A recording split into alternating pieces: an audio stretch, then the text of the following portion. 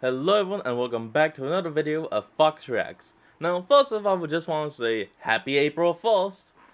So happy holiday to all the fools out there. And maybe have a festival of fools. I say that because, well, today we're going to be watching Top 13 Disney Villain Deaths.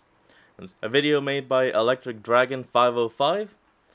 So, it just makes sense that today is no longer April Fools, but instead, the Festival of Fools. Now, let's hop in and see just which villains died the most gruesome. You know what's always satisfying?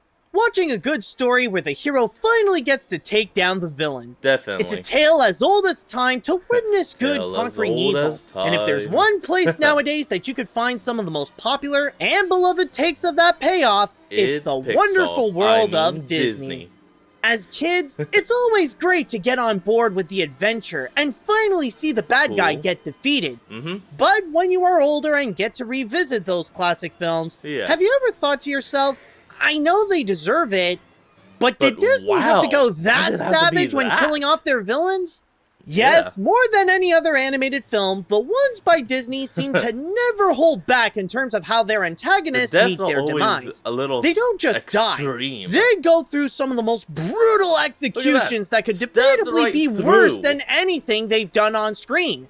Seriously, they can be so merciless that, regardless of how bad they are, their deaths can make anyone wince.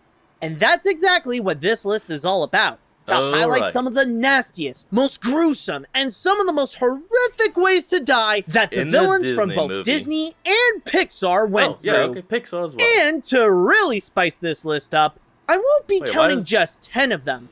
I'm bumping that number up to 13 to emphasize how unlucky these characters were during their final moment. Fun fact, 13 is actually my favorite number. Oh, and I kind of say it as my lucky number.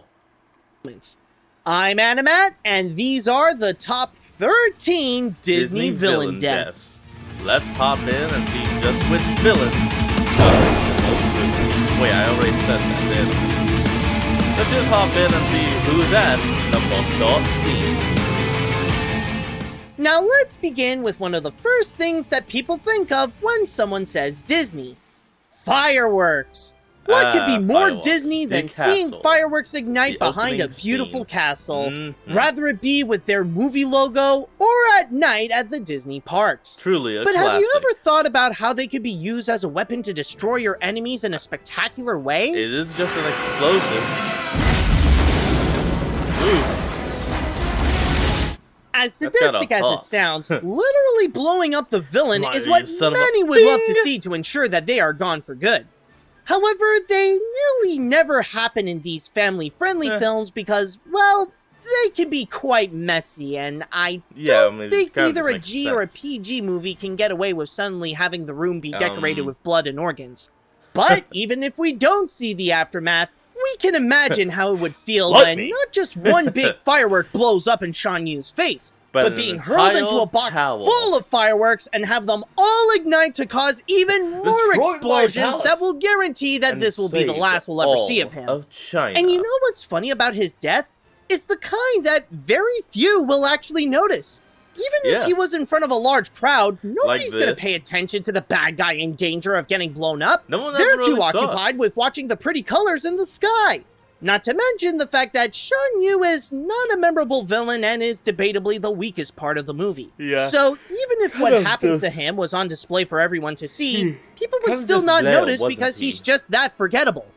Keep in mind that we're just getting started, and already we're seeing villains going out with a bang. Or more like several hundred bangs. Fireworks. And at number 12, we have... What is often considered to be one of the greatest highlights in Disney animation is the epic battle between Prince Philip and Maleficent in her dragon form. As the two fight it out on a dangerous cliff and Maleficent just had the upper hand, the three good fairies stepped in and made Philip win by cheating. By giving him... evil die and good endure. And Yep. At first, it doesn't really seem all that much with just a sword in the chest. but it's by looking closely where you see the real damage. Sleeping Beauty is noted to be the first, if not one of the first Disney movies to show blood in a non-educated way. Sure, it's not gushing out like some anime, but with that blood coming out from where the sword hit, especially for a movie released in Walt Disney's time, it's quite a shocker to see how it went that extra length to suddenly have violence. It's not just the sword in the chest, wouldn't that be like it's deep in there, and it is doing damage. And if that wasn't enough, when Maleficent fell after that stab, she fell hard. And how did Prince Philip escape that? We saw him just jump to the side. In a way, that fall was debatably more painful than the stab. Look, see, especially when her sheer size felt like she was shaking the earth when she hit the ground. By the way, I'd also like to mention another death she technically went through in the nighttime show Fantasmic, where Mickey plays with some water and then electrocutes her.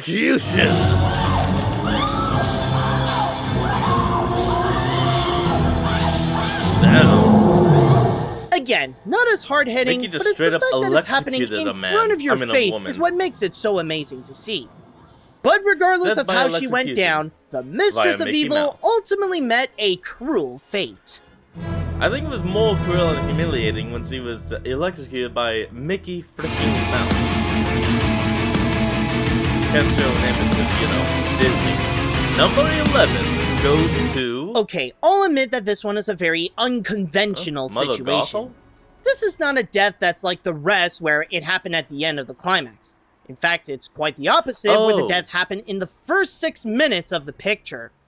However, this does technically count because it is a villain that dies in an unexpected way, even if he appears later in the film to show his true villainy. So, with that said, let's talk about Ernesto de la Cruz from Coco. When he was alive, he was able to get away with stealing his former music partner's songs and went on to become a legend. And that right there is a quick lesson about why you never take food or drink offered by someone. You prepare it yourself. Unless it's in a place where they could easily track. You know what I'm trying to say. But then, that fateful day when he put on a concert at an epic scale, little did people know that it was going to be his last. Until 1942. When he was crushed by a giant bell. Now, having the bad guy get crushed by a large object as the final blow to them does happen regularly in these movies, whether it be something man-made or directly from nature. But in the case of what happened to De La Cruz, what adds to the viciousness here is not only how it suddenly happened before your very eyes, but it's also how his demise can be considered ironic. This is a grand stage that was supposed to reflect his great achievements and his admired career. And this celebration of his life turned out to be what caused his death.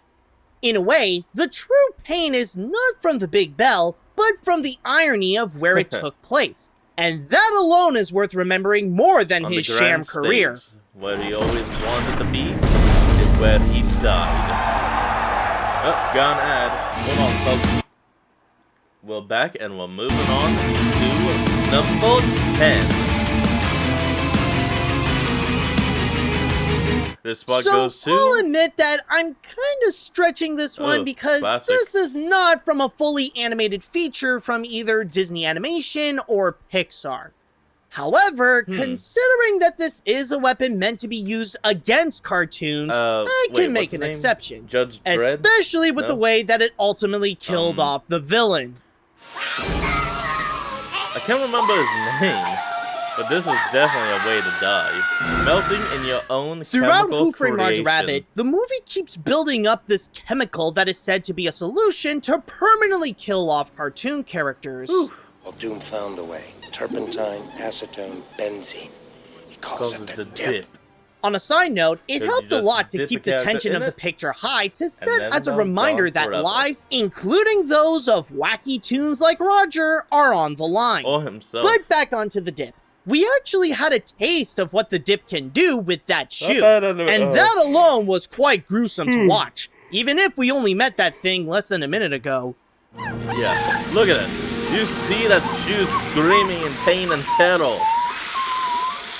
wimples as it's melted. But this is not about the dip itself. This is about what it did to Judge Doom. After revealing that he's a psychotic toon himself, that indirectly means that he can be vulnerable to the dip as well. And once he had his own creation fire right back at him, it results in the greatest melting of a movie villain since the Wicked Witch of the West, screaming in agony as he slowly goes down in the green goo. No more dip, no more doom, no more evil Again, toon. I know some may say that I'm cheating by including this one, but in a list that's all about evil toon deaths, why wouldn't I include a victim of the dip? I wonder who he really was. I'll tell you one thing, Doc. Hey, Bugs. Hey, Mickey. Alright, on to number 9. Oh, what could be a more unfortunate fate than to become food for someone else? Admittedly, this is a rarer form of death in these kinds of films, but when they happen, they can be a frightful sight, even if it is the villain that's being eaten. This is exactly what happened to two particular bad guys. Skull one had his legion of hyenas turn against him. No, you don't understand. No, I didn't. Skull, eaten alive by his hyenas. And the second one? And the other got to meet the children of a mama bird. Of a butterfly.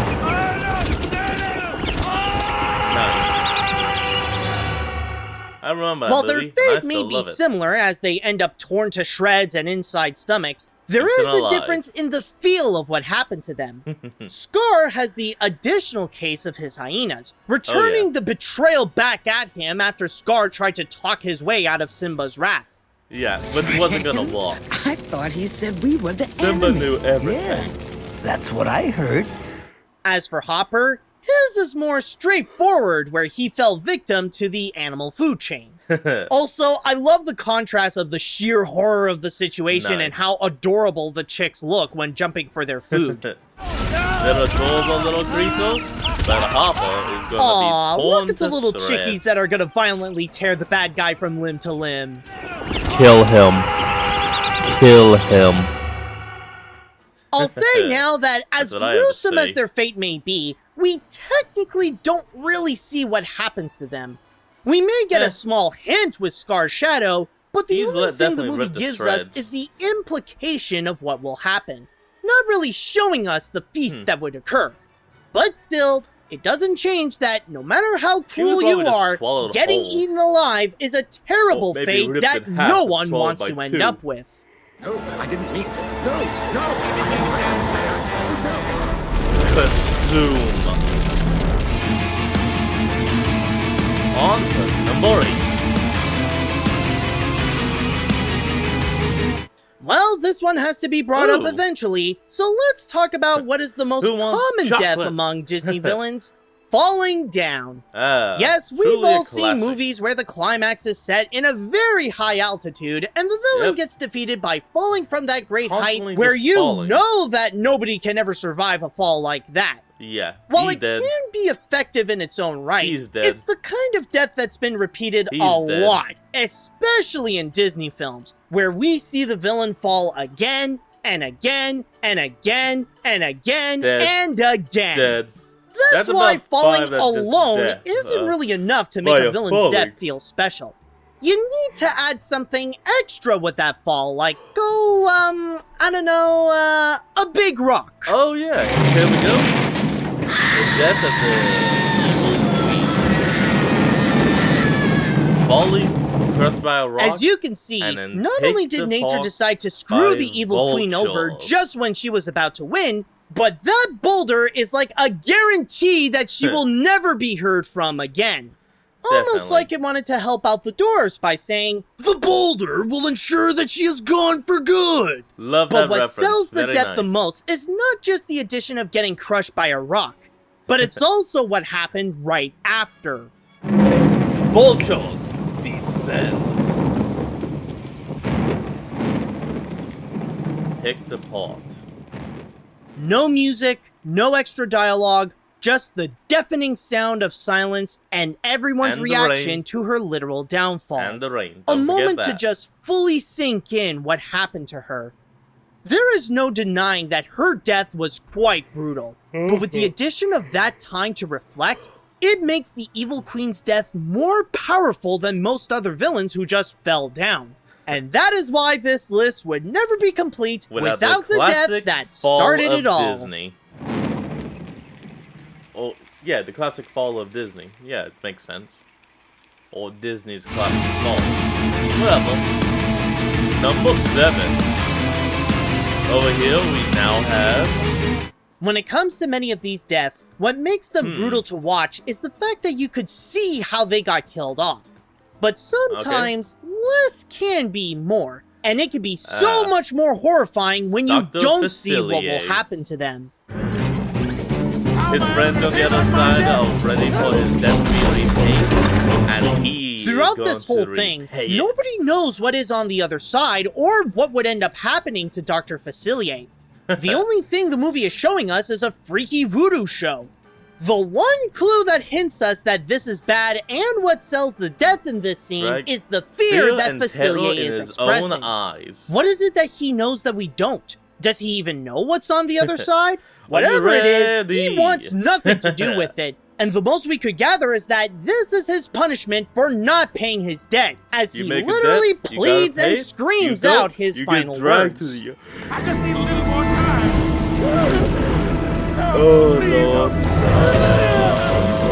Just a little more time. Not to mention that we're entering in supernatural territory here. So we in The really Princess have no and the idea Frog, what could be over Dr. on that Facilier's side. voodoo magic is able to transform people, summon shadow spirits, and cast illusions. Technically he didn't So it's summon safe them. to He say was that granted if the them. magic could kill someone, it wouldn't do it in a regular I guess way. you could say he requested And them, before though. anyone asks, yes, this is considered a Disney villain death. Because after I don't see all why it that, wouldn't be. we are faced with a tombstone that literally has both his face and his name on it.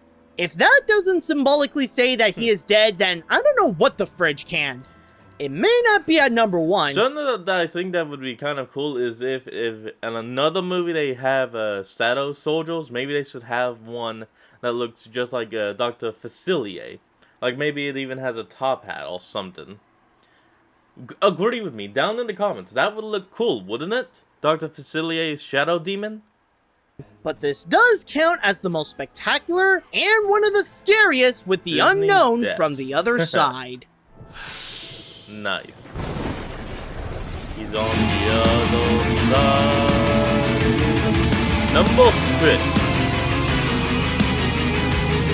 So, now that we got Facilier out of the way, let's go completely 180, and instead of talking about a death where we don't see what happens to the villain, we have a death where we debatably see too much of what happens. The Horned King from the Black Cauldron.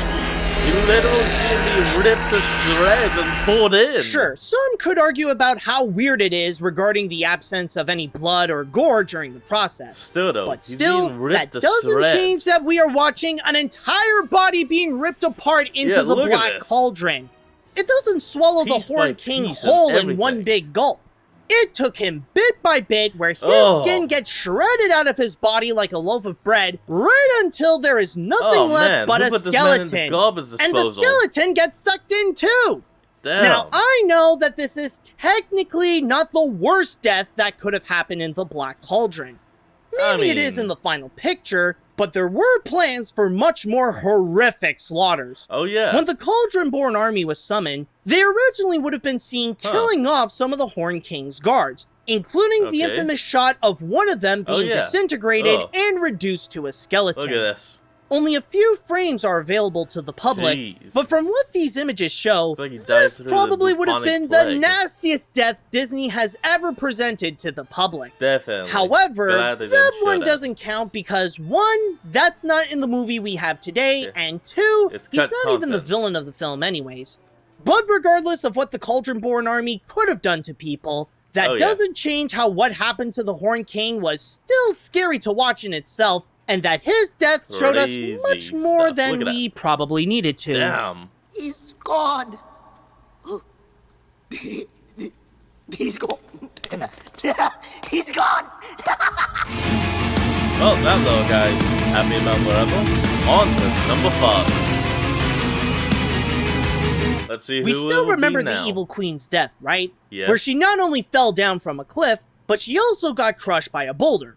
The fact that there are several elements going on is quite brutal in itself.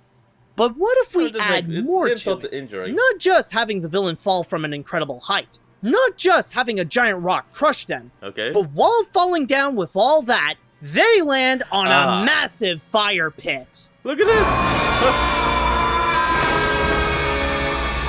He fell plunged the wicked from the earth into the Among all the Disney villains, or even all the villains in movie history, Frollo possibly has the greatest falling down death. Because this one has so much going on, and all perfectly themed just for him. First, he falls from the top of Notre Dame Cathedral, which, if you don't know, is a very, very tall building. Next, there is the giant rock that will crush him when he lands, which in this case is a gargoyle that frightens him. Actually, come to think of it, do all the gargoyles come to life in Notre Dame? I mean, we know these guys are hopping around, and Frollo clearly sees that gargoyle making that scary face at him, so is every rock connected to the cathedral with a beast face alive? Nah, I don't know, maybe I'm just reading too much into it. I mean, it definitely would be insulting. And what are your friends made of, Quasimodo? He praised the Lord through Notre Dame, and instead was crushed by it. No, it can't. But then there is the one extra component that really made this the perfect death for Frollo and makes it go that extra mile to ensure his doom. The file pit. Remember what he said just before he was about to kill Esmeralda? Yeah, I just quoted it a moment ago. He shall smite the wicked and plunge them into the fiery pit. Well, ironically, that is exactly what happened. I still got the same In fact, it also makes it quite symbolic because with all the Christian theming going around, this can be interpreted that he's going in hell. I mean to be fair, that is what he gets for suppressing his horniness. There are worse sins than committing adultery, like, you know, trying to burn down all of Paris and strive to kill anyone that's in your way. Some people just need to get laid, that's all I'm saying. But if this is the case that Frollo is going straight down to hell, then what better way to do so than with an admirable combination of several villain death tactics into one? Watching this, don't ask what that is. Don't Google it, don't ask what that is. But then you don't know what. So you probably can't really. Now, from the fiery pit, on to number 4. I know that some are probably not that impressed with Maleficent's death where she bled from that magical sword. It was just kind of basic. I mean, that's it? A little sword is what did you in? Basic. Come on, if you're gonna go big, then you have to die big. Not just have a sword go partially inside you. Wait. Have something even bigger that will go right through you. Also the sea witch. And how to literally skewer, kebab. You want to tell them already have a stick, because we got now plenty this of it is how Maleficent should have gone down. This ain't just a sword that was used. It was a whole godforsaken boat that, even if she became a husky giant octopus lady monster, that thing was able to go from one end of her to the other. Oh yeah, look at that. And as Ursula's crazy sister said it best. Now, what was it? Oh, yes. You're Shiska Bobto! I'd also like to add that the electricity does add to the effect of her demise, looking like she's being electrocuted and even seeing a bit of her skeleton as she goes down. Not necessarily the main cause of her death, but it is a nice touch. Also, it's worth noting that her minions, Flotsam and Jetsam, also face some pretty nasty deaths where they were zapped by the trident. To be honest, these two didn't have to die. They were just... Some have even argued that what they faced was worse than Ursula, because look, they literally come down in chunks afterwards. It's not every day when you see the bad guys literally in pieces, so indulge in the moment while you can. Why did that look like maybe in some of those pieces too, because have you ever tasted eel? Seriously, they're surprisingly good. That, or maybe even the thought of it will go right through you and make you feel a pain in your stomach. Just like how that boat went right through Ursula. And look, Kraken imagery. Kraken imagery. cracking image. There you go, that's all I'm trying to say. On to number 3. Out of all the villain deaths on this list, this one is often considered to be the darkest. And while it's not necessarily the most elaborate or the most bombastic here, it still has that strong ability to shock people with what happened. And snap. Oh, damn. I always forget about this. Let me ask you this. How many kids' movies do you know where the bad guys ultimately get hanged in the end? One. In fact, how many kids' movies are there where you see anyone in general get hanged?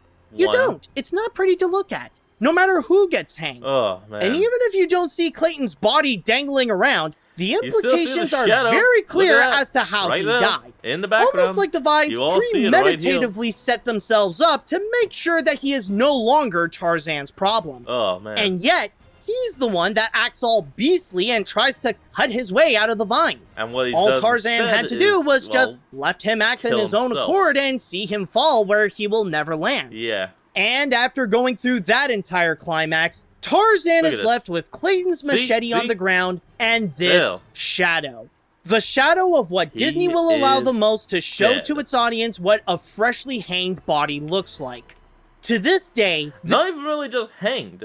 I mean, you see that moment when he's falling and the vine just goes completely like that? He doesn't die by hanging, he dies by a snapped neck. Just the sudden stop, it just pulls his neck. He's not dead by hanging. He's dead by snapped neck. This shadow has mortified people, knowing that not even in the world of Disney are people safe from getting hanged by the neck. It's crazy how, compared to some of the deaths we went through, this one didn't make a whole spectacle of itself, or even the kind that would mess up the body so badly. And yet, this is the one where many would say that Disney might have gone too far with how they killed off their villain. A little fall, all with just a bit of conveniently placed vines and a height that's just enough to be taller than the vines themselves. It just goes to show that even some of the simplest deaths can be the most gruesome. Still though, it was kind of quick. I mean, he may have been mentally alive for a bit, but not for long. A neck snap like that? Well, going from a hanging 3 to number 2, we have... Now let's talk about one of Disney's lesser-known animated movies, Oliver and Company. Ooh, I like this movie. Animals in New York-themed adaptation of Oliver Twist has sometimes been considered to be one of their more underrated films. And for me, personally, I don't really agree. I mean, I don't hate it, but I think at best, it's just okay.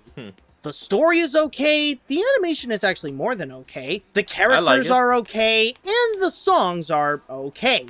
It's definitely not bad, but I wouldn't say it's really memorable enough to count it as underrated. That's going, Oliver. But you know one thing that I can agree with that statement? It's that Oliver and Company has the most underrated Disney villain death. Sykes. Look at that! Holy crap! Explosion! Alright, we need a step-by-step replay because there is a lot of layers happening at the same time here that we need to cover. Just what? Slowly. Okay, initially, Sykes is driving right towards an oncoming train. So the collision alone is enough to finish him off in quite a merciless way. But the collision alone wasn't enough. Yeah. Right on impact, his car completely explodes. So it's a guarantee that whatever is over here is now mangled up and destroyed. Instantly. And whatever is left remaining ultimately gets thrown off the Brooklyn Bridge and down into the Hudson River. Holy. All 3 separately can be considered cataclysmic deaths in their own right. But Sykes managed to get the full package deal and have them all happen at the exact same time. Yeah. By the way, on a side note, Sykes' dogs, Roscoe and DeSoto, also got their own brutal deaths while going after the company, as they ended up fully electrocuted on the subway tracks. Oh, no! Not the dogs! That alone could have been a great contender for this list. But I will say that this one was a real quick death. Almost like blink and you'll miss it. But when you do see it, It is a symphony of a major takedown of a Disney villain that takes the elements of New York and turns them into the tools for one of the nastiest fates that a villain had to face. Look at that, it's still brutal. Now, before we get into the ultimate Disney villain death, I'd like to have a few honorable mentions. And now the honorable mention death. Let's see who he is. Originally, when I started making this list, it was going to be about villain deaths in all animated films, not just Disney. However, when doing research on the other animated villain deaths and how they got killed off, I find that they're almost all kind of... the same? I mean, maybe there are a few that can be effective, but there's none that I could really find that either did something that was different than what Disney already did, or any that could even be on par. For the most part, they're just rehashing the same deaths, but they feel more watered down and less effective. There was just too many of those villain deaths that uninterest me to the point that I just gave up on them and made this list Disney exclusive. However, there is one exception that I will say has some pretty creative and extreme villain deaths that can be on par with Disney's. And all you have to say to make those baddies gone is... skadoosh. Oh. Skadoosh. Bing! Yes, Kung Fu Panda supplies some villain deaths that can be both amazing and quite brutal. And I don't mean just in the first movie. I mean, in all the films, the villains go down real hard. Oh, yeah. You got the first, where Tai Lung gets to face the wrath of the Wuxi Fingerhold.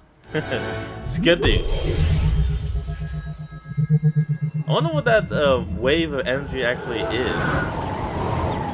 Is it just... There's Kai in the third film, where he explodes into a ball of light because post-chi was too much for him. Oh, yeah.